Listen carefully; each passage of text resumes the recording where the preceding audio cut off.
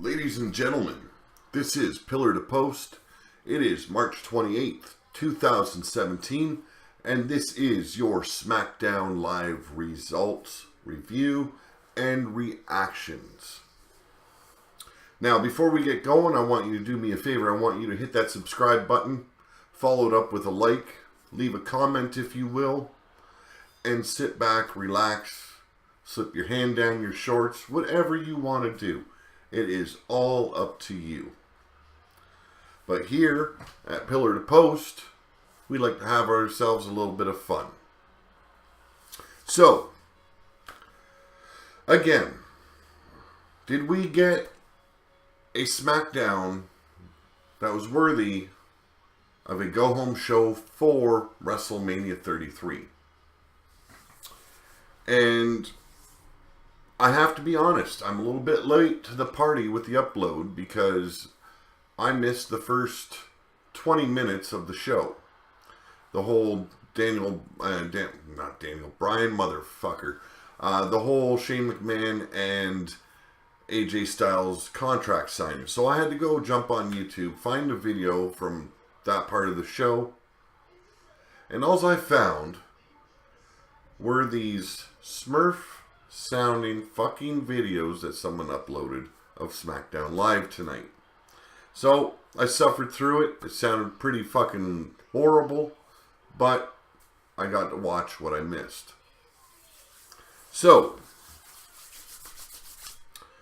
what were my thoughts on tonight?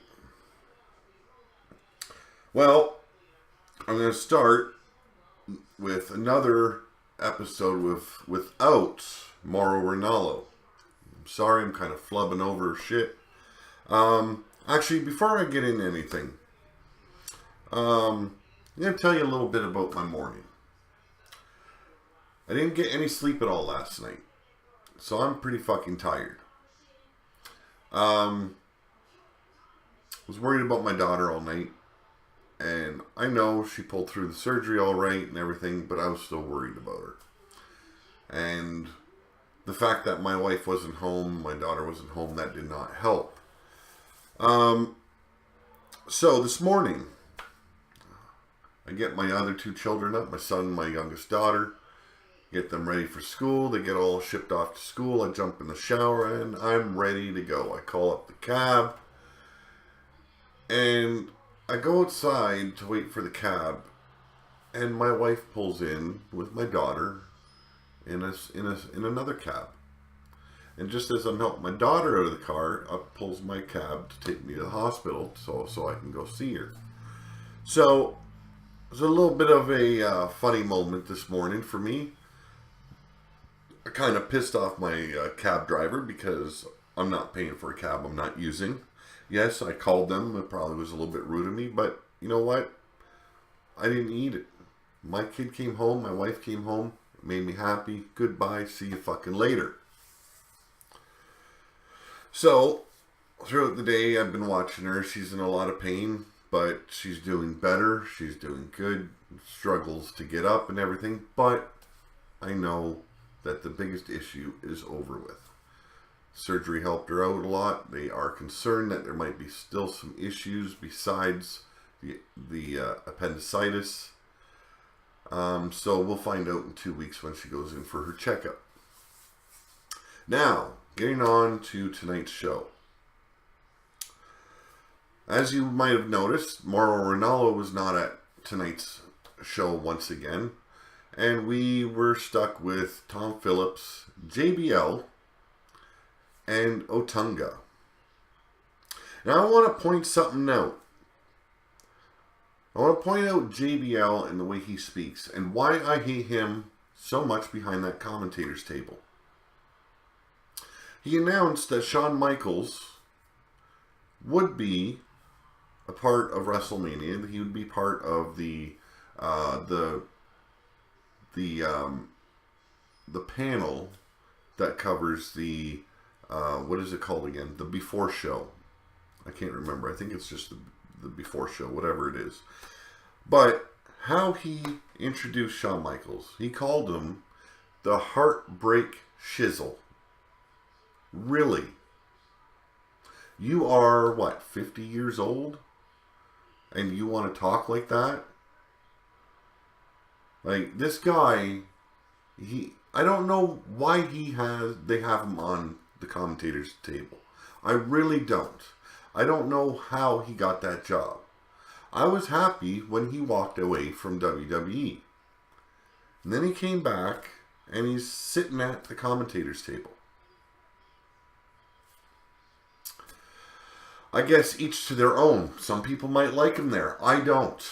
I don't care for the way he talks. I don't care for his commentary. I don't care for any kind of reactions that he tries to portray and convey on my television. Secondly, the whole first segment, the contract signing between Shane McMahon and AJ Styles. Now, at the very end of it, they were going to go do the stare down, chest to chest, eye to eye, toe to toe. And Daniel Bryan steps in between, separates them, and then asks them to end this on a handshake. Now, what the fuck? Really? Really? End it with a handshake. I would have liked to see the day Daniel Bryan, when he was allowed to wrestle for WWE, I would have liked to see the day where he stuck out his hand and waited for a handshake from some fucking punk that took him out from behind.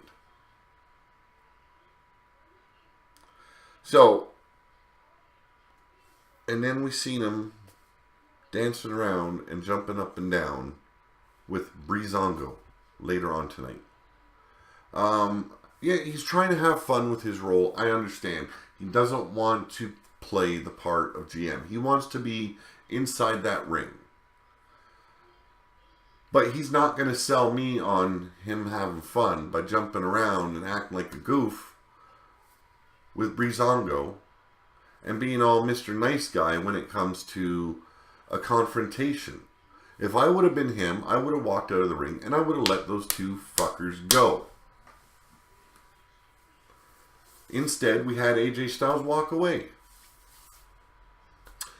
The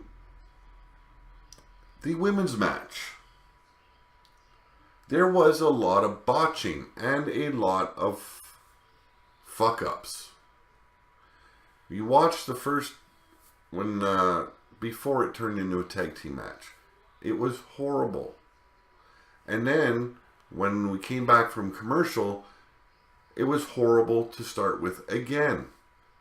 There was miscues. There was botching of moves.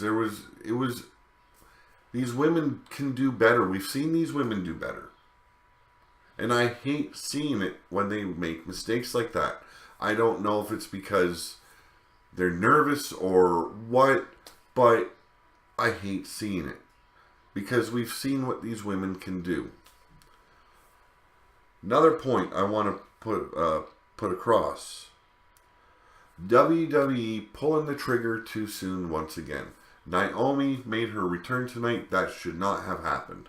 That should have been revealed at WrestleMania. Now, this could be a part of her father accidentally spilling the beans about her return to WrestleMania. It was supposed to be a surprise. On Twitter, he revealed that she would be there. So it could be for that reason alone. But I still think they should have held off a little bit. The last and final match. Bray Wyatt and Luke Harper. It could have been done so much better. I know they were running short on time. It could have been done so much better. We all know what Luke Harper can do in the ring. We all know what Bray Wyatt can do in the ring. These guys should have been given 30 plus minutes. And they would have blown our fucking minds. Instead, we got what we got. Did it have anything to do with WrestleMania? No. It did have something to do with their feud that they are having and trying to get going, but it had nothing for us to go into WrestleMania. I want to point out another fact. Did you notice every single SmackDown tag team is in the Andre the Giant Memorial Battle Royal? They might as well make it a tag team battle royal, because for fuck's sakes, SmackDown's very own tag team champions will not be showcased at WrestleMania. It should be American Alpha versus the Usos for the SmackDown Tag Team Championship. Instead, we've got the SmackDown's entire tag team roster in the Battle Royal. And for what? What do they gain from it? What do we gain from it? We gain absolutely nothing. Absolutely nothing. And we all know at this point who's going to win. It's going to be Braun Strowman. He's going to win that statue for the second time. Because there's not one person on SmackDown the size of the Big Show and Braun Strowman. Yeah, sure, everyone can say, oh, they could gang up on him and get rid of the biggest two, and it might boil down to a tag team, a tag team participant winning it. But I don't see that happening. I had a lot of issues with this show. I did. I don't want to shit on it. Was it a good show? It was a good show. It could have been a great show. It could have been so much more. This is what I was talking about last night with my Raw results and review and reaction. And if you want to check that out, just go back and check out my playlists and you will find it. It's under From Pillar to Post. It's all there. Every single episode I've ever shot. So, that is my review of the show. It was not a go-home show. This would have been a simple, regular SmackDown live event. It had very little to do with WrestleMania.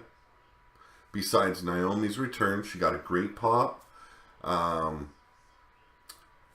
AJ Styles got a good pop. Shane McMahon got a good pop.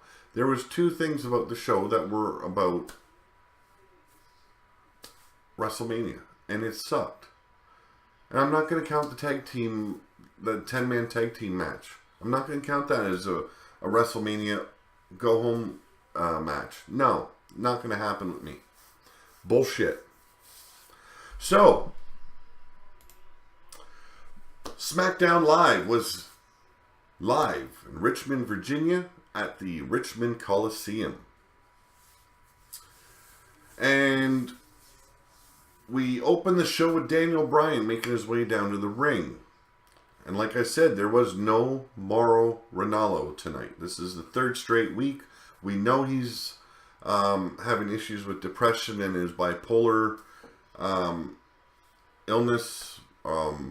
So I don't know if it's because of that or if they're distancing themselves from Mauro Ranallo, as in WWE.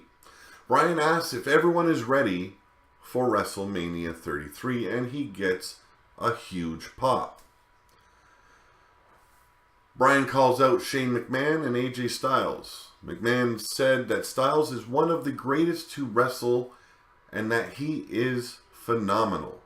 Styles agrees with McMahon, says that and McMahon follows by saying that Styles blew the doors off WWE when he joined the company a year ago. McMahon said that Styles changed due to his ego and he became arrogant. This would lead him to losing the WWE Championship. It also led him not having a match at WrestleMania. McMahon goes on to say that everyone he wrestles, he brings out the best in them. McMahon follows that up with saying that if Styles doesn't bring his A game to WrestleMania, then he will lose. McMahon signs a contract and he pushes it over to AJ Styles.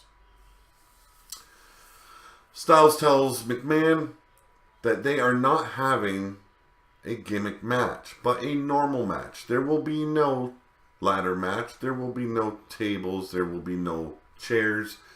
There will not be any over 10 seconds outside the ring. This is a wrestling match. He says that he is untouchable and that he will embarrass Shane McMahon on every level. Styles brought up that McMahon being in the ring with Kurt Angle, Steve Austin, The Rock, Shawn Michaels, and The Undertaker last year. Styles goes on to say that McMahon has never been in the ring with someone like him, and that at WrestleMania, McMahon will find out how phenomenal he really is. And this is where the stare down comes into play, and Bryan interjects himself between the two, and he asks them to shake hands. Styles simply walks away. He backs away and climbs out of the ring. He shoots his mouth off a little bit up the ramp, but that is your opening of the show. It wasn't a bad segment. What kind of threw me off is the Smurf sounding voices coming from these men when I watched the YouTube video. It was hard to sit through. Honestly, it was. It was very hard to sit through. But, again, this did nothing for me. There should have been something here. These guys, 2 weeks ago, we had AJ Styles attack Shane McMahon. And then, last week, we had AJ Styles get his little bit of revenge with that flying elbow off the top rope to the announce table to AJ Styles.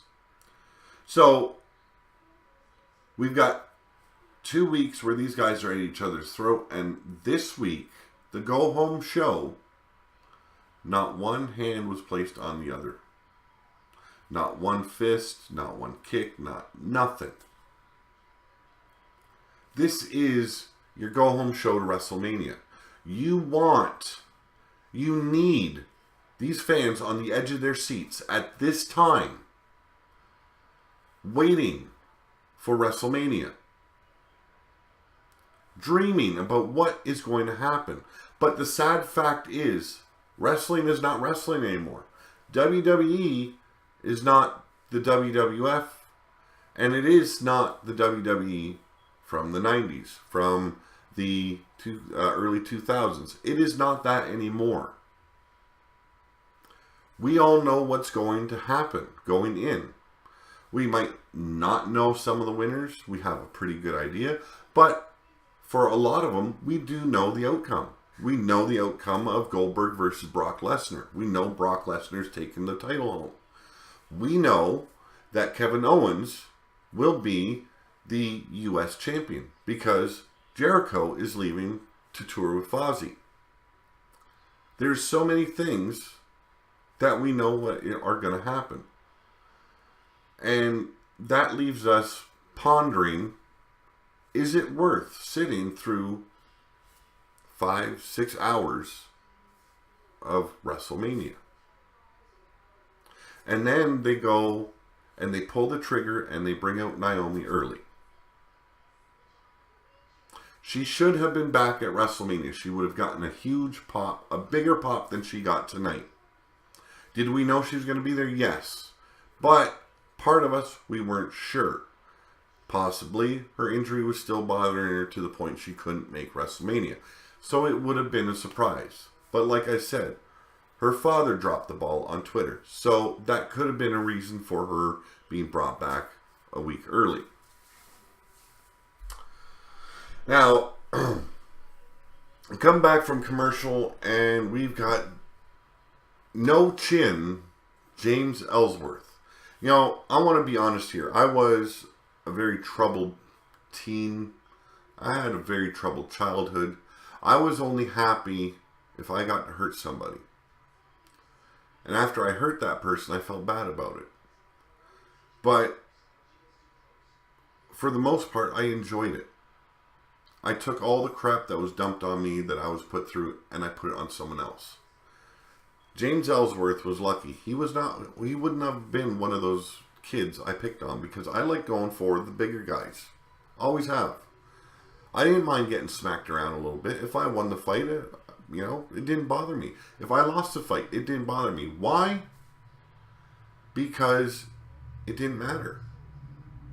I got to inflict some pain. They got to inflict some pain. We both feel better. But I want to say this. I would like to cave that fucking guy's head in to match his fucking chin. I don't want to see him on my TV. This whole fucking thing between him and Carmella looks ridiculous. No Chin Ellsworth does not belong in WWE. He does not belong on that ramp. He does not belong in the locker room. He does not belong ringside or inside that squared circle. He does not belong there. Carmella is doing a good enough job making herself look like shit day in and day out. Get rid of that guy and maybe help her save her career before she kills it or he kills it. Nobody wants to see this guy anymore. He was brought in to heighten a match between AJ Styles and Dean Ambrose. And they overplayed their hand with him. And yet he's still here. Let's go on. It's a singles match between Becky Lynch and Carmella. Mickie James and Alexa Bliss, they have joined the commentary crew. Now the match begins. They start brawling to begin the match. Becky Lynch hits a drop kick. And on the outside, this is what pissed me off. They took the camera right off of what was going inside the ring. And they focused on the two women outside. So I knew right away, shit's going down. And it's going to be another fucked up match where we don't really get a match. So Mickie James, Alexa Bliss, they start brawling outside the ring. And it leads to Bliss being thrown under the bottom rope. Mickie James climbs in after her. And it turns into an all-out brawl.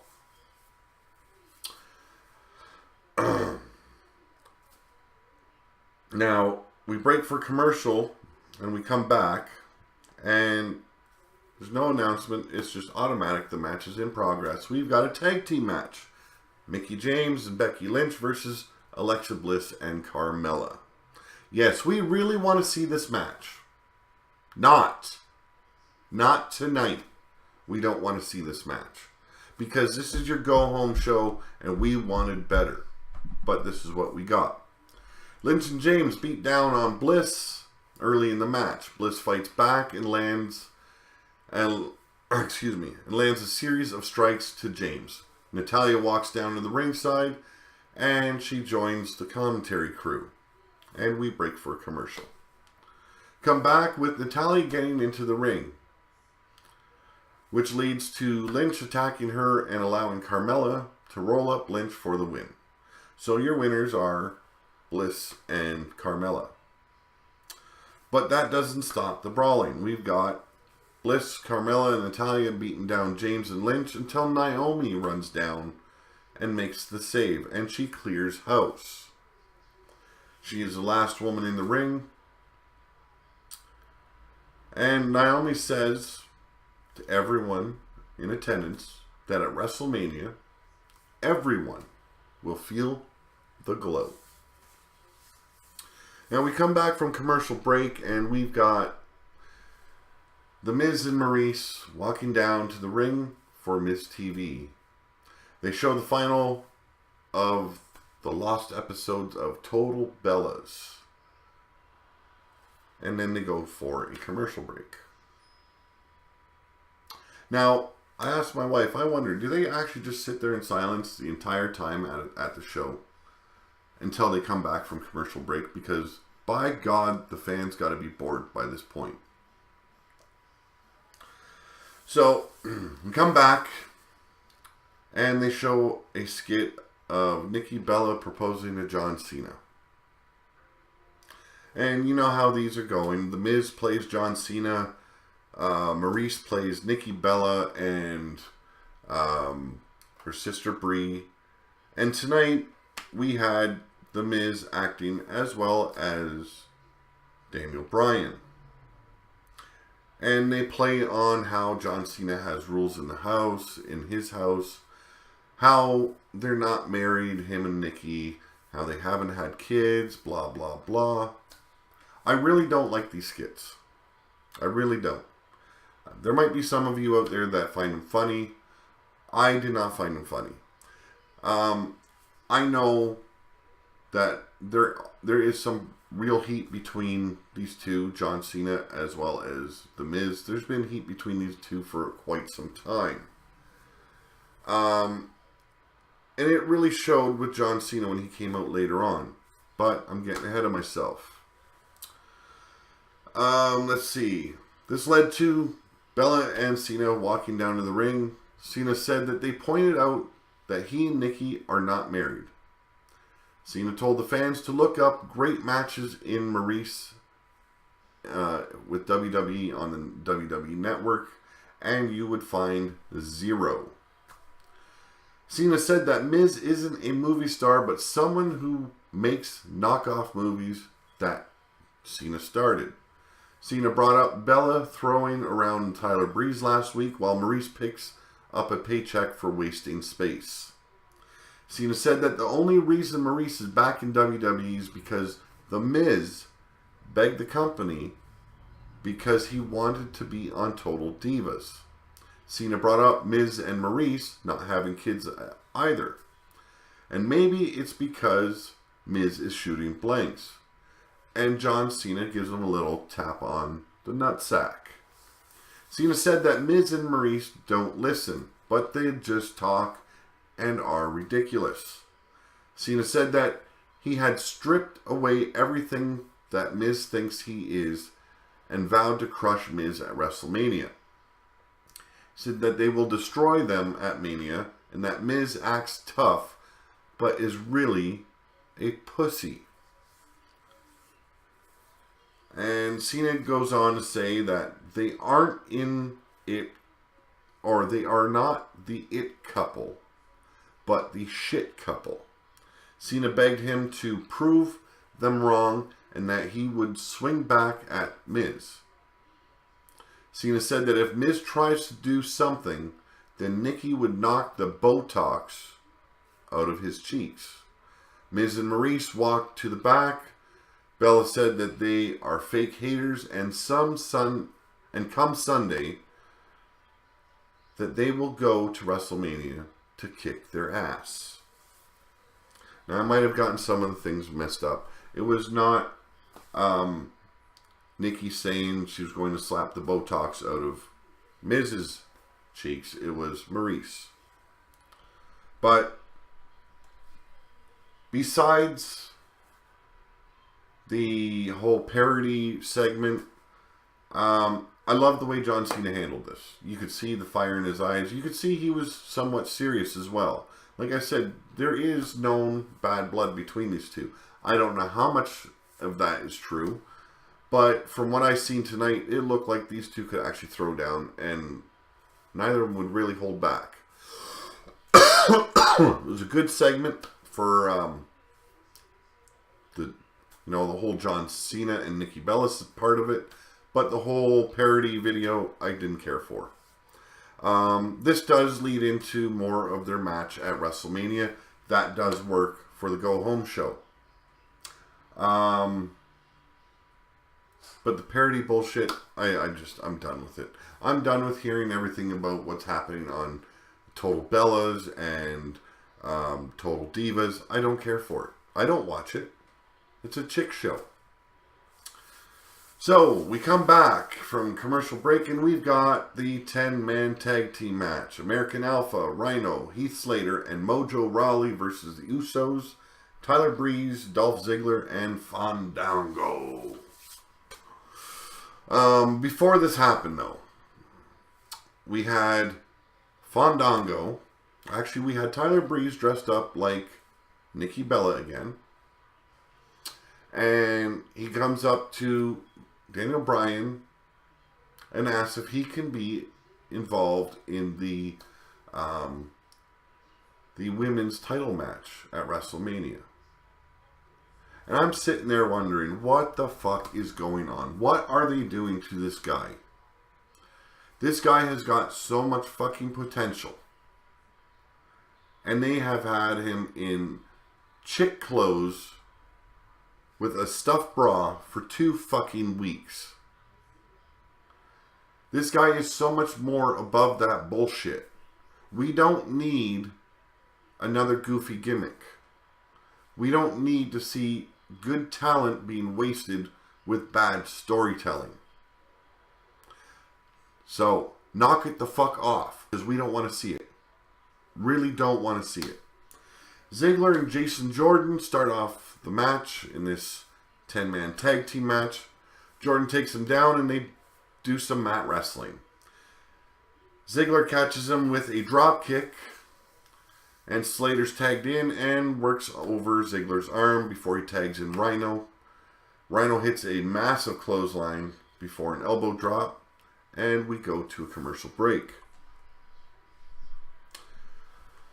We're back with Jimmy in control, and Jimmy is from the Usos, and he's working over Gable, Chad Gable from American Alpha. Moments later, Gable hits a back suplex and gets a hot tag to Raleigh. Raleigh cleans house. Raleigh hits a splash in the corner, and then a power slam to Breeze for a 2 count. Things break down in the ring, and everyone is being thrown over the top rope.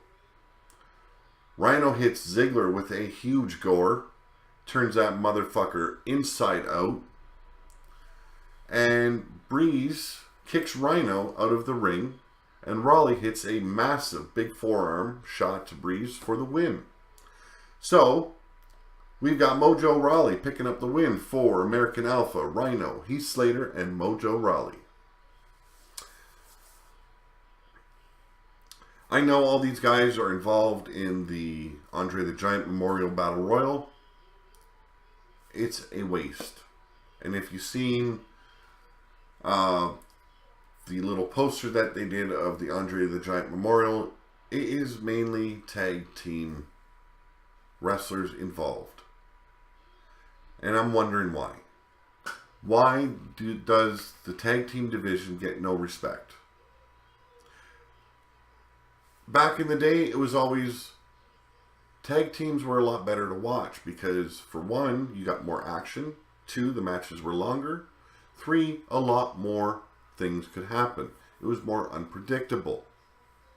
These days, these guys get put on the shelves, and now and then they get a little bit of a dusting. They're allowed to have a match here and there, and it's short, or it's a fuck finish, or it's a draw, or it's a disqualification. Either way, these matches are horrid between these tag teams these days. I want to see good tag team wrestling. You've got American Alpha. These guys are fucking over the top when it comes to wrestling. You've got the Usos, who can throw a pretty good fucking match. You have the Ascension, who were a big part of NXT. They were NXT Tag Team Champions. They are made to look like a joke on the main roster. You have the... what the fuck are they called again? The Vaudevillains. Great performers. Where are they? We haven't seen any of them. So we come back and we've got Luke Harper, and he's cutting a promo backstage about Bray Wyatt. And he informs Bray Wyatt, now he warns him, that Bray Wyatt should run. So we go into commercial break and we come back, and it is the main event of the night. Bray Wyatt versus Luke Harper. Like I said, it wasn't a bad match. There could have been so much more done with this match. So much more. And we got just a little taste. It was like that's all they wanted us to have, is a little taste. So, the match starts with a brawl. Harper performs a brilliant, beautiful drop kick. And he lands a series of strikes out at ringside, and we go to commercial break. And this is what pisses me off about wrestling. This is a main event. You don't need a commercial break.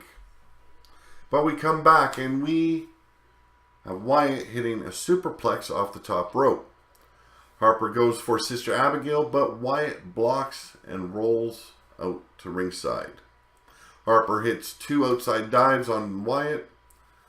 Back in the ring, Harper hits a super kick, then a clothesline to Wyatt for 2. Wyatt pops up and hits Sister Abigail for the win. And we've got Bray Wyatt going into WrestleMania with a win over his former brother, Luke Harper. Now, after the match, we've got Randy Orton appearing on the Titantron. Randy Orton appears on the big screen and was at the barn that he burnt down not so long ago. He says that Sister Abigail knows all of Wyatt's secrets and that there is no salvation for Wyatt. Orton stabbed a crucifix into the grave of Abigail. He vowed to take the WWE Championship from Wyatt at WrestleMania. Thus, it closes the show. Now, I could have gone into a lot more detail with this show, but honestly, I am very tired. I had a very long night. I got to have a little nap this afternoon, but for the most part, I am a tired motherfucker. So, I didn't go into too much detail. I was lucky I could stay awake through the show.